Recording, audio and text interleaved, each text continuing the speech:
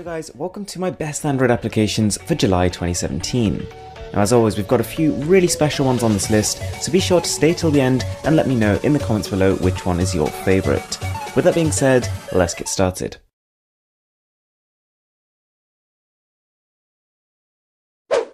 So, first on the list is App Lock, and essentially its functionality boils down to this. You can choose any combination of services, applications and commands to be locked, and any time an application has been locked, it means that only you can access it. And you can protect these by a bunch of different methods. It's got the standard ones like the screen pattern, the same way you might unlock your smartphone, and it's also got access to your fingerprint scanner.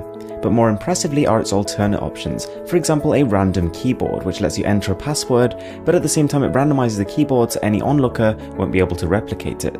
So number 2 is pretty fun. This is called Text Converter, and it allows you to translate any text you're about to send to somebody into a completely different form.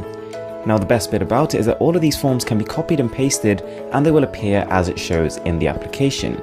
You can put your words into patterns, you can translate them into entirely different looking fonts, or you can even flip them upside down. And most of the time when I tried this, I got some pretty impressive reactions. So next up we've got Spizy. Now what this allows you to do, and this is probably more tailored for the parents among you, it allows you to completely monitor the activity on another smartphone. So the other phone could be an Android phone, it could be an iOS phone, it doesn't really matter. But the truly impressive thing here was the extent to which you can monitor the activity on the other device. Everything from the videos they've watched to their browser history to the incoming and outgoing calls they've used and the games they're playing. It's really extensive. Unfortunately, a lot of that functionality you don't get for free and you do have to pay a monthly fee. So rolling in at number 4 we've got AppZone, one of my favourites on the list because essentially without really doing anything you can earn money by using apps and games. So depending I suppose on how much the app company is getting paid for you using each of the apps, you'll also get paid a certain amount. Now, it's pretty simple. You simply download the applications and it measures the period of time for which you engage with them for. And the longer you do it, the more you get paid. And the way you get paid is through in-app credits, which can then be spent for Amazon vouchers, iTunes, Google Play, and a whole lot more. Now, it is worth noting that it can take quite a bit of time to start unlocking these rewards. But on the flip side, there are a lot of popular applications which you can be earning points for. So chances are you might even be playing them already, so you might as well be earning points for them. So next up we've got Screenshot Utility. And to be honest, I'm a little bit annoyed with myself for not finding this guy earlier.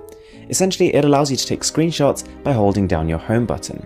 And not only that, but it gives you a nice little menu. So not only is it a more convenient way of taking photos, but you can instantly crop them, download them, or share them to somebody else. So to be honest, the last time I showed an alarm application on this video was probably sometime last year, but this one is exactly what I've been wanting for a really long time. It's called Spot On Alarm, and to begin with it has all the basic features you'd expect. You can control vibration, which days it comes on, and a label for the alarm. But the real selling point here is the fact that it links to Spotify.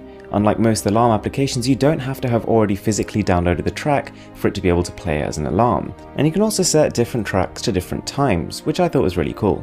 Right, so next up we have Flyso, one application that unifies your Twitter, your Instagram, and your Facebook.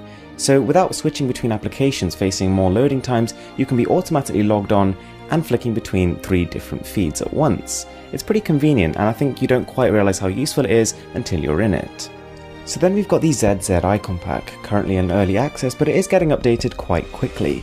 And this has to be one of the most precise, most elegant and most refined icon packs I've used. Whilst the icons don't necessarily share a consistent shape, which are normally the kind of packs I go for, they just look so polished.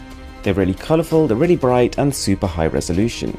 The only downside being that right now there just aren't quite enough icons there to really make much use of it, but it might be worth downloading it now and seeing where it goes. Next up, WrapUp, and this is kind of like the voice recorder that you probably should have had to begin with. So the main feature here is the ability to have highlights. So normally when you're listening to a speech, there are probably only a few small sections which you really need to listen to, and this one really brings those to life. So for these sections you can easily skip between them, you can add notes for them, and you can come back to those specific points at any one time. So also in early access we've got LightX, which is one photo editing application that fits in the functionality of about 4 other ones. There are so many options here. And these aren't just basic options, they span from being able to add simple filters, the kind you might see on Instagram and Twitter, all the way to being able to manipulate individual objects. You've got your standard stuff like your vignettes and your shadows, but at the same time you can actually manipulate perspective and let the image auto-correct itself, and it genuinely looks, after post-processing, that it's originally been taken from that angle. Super impressive stuff. So guys, I really hope you enjoyed that video of best Android apps. If you did, be sure to drop a like and let me know in the comments down below which one was your favourite. With that being said, I'm Mr. Who's the Boss.